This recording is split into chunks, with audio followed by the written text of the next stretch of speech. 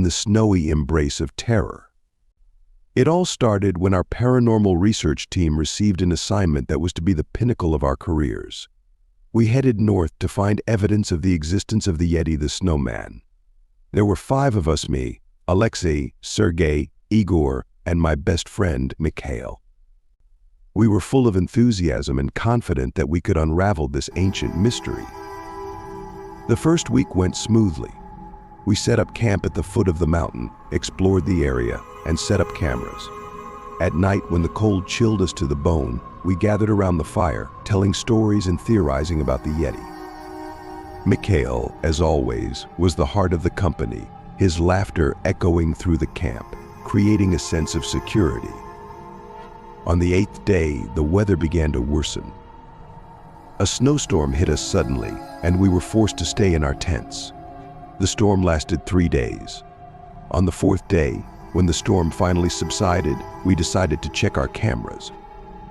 To our surprise, one of them had captured something unusual. A tall, white-furred figure flickered against the snow. Mikhail was determined to find the creature.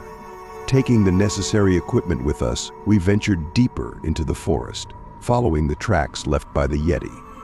We trudged through the snow and cold until we came upon a cave. The entrance was enormous, like the mouth of an ancient beast. I felt a growing sense of fear, but Mikhail marched forward as if drawn by an invisible magnetic field. Inside the cave, it was dark and damp. We moved slowly, lighting the way with our flashlights. Suddenly, I heard a low, guttural growl.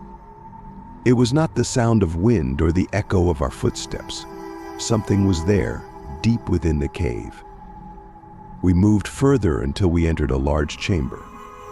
In the center stood the Yeti, enormous and terrifying, with red eyes glowing in the dark.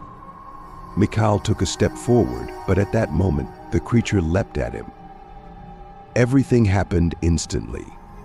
The Yeti grabbed Mikhail and violently threw him against the cave wall. I froze in horror, unable to move.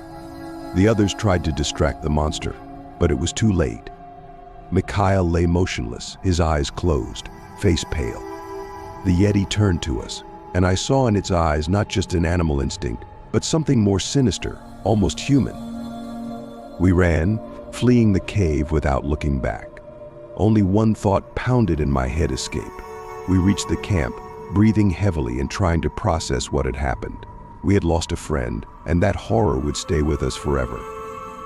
The next day, we decided to return home. Our search for evidence of the Yeti had turned into a tragedy.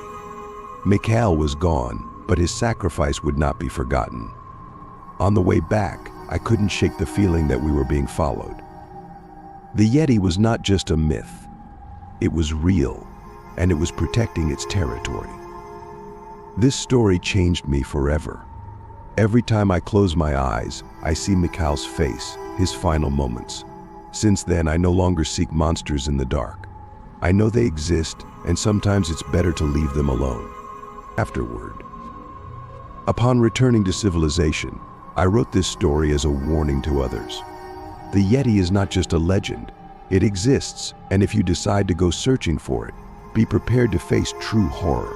Treasure your friends, and remember that sometimes the scariest creatures are not hidden in forests and mountains, but in the depths of our minds,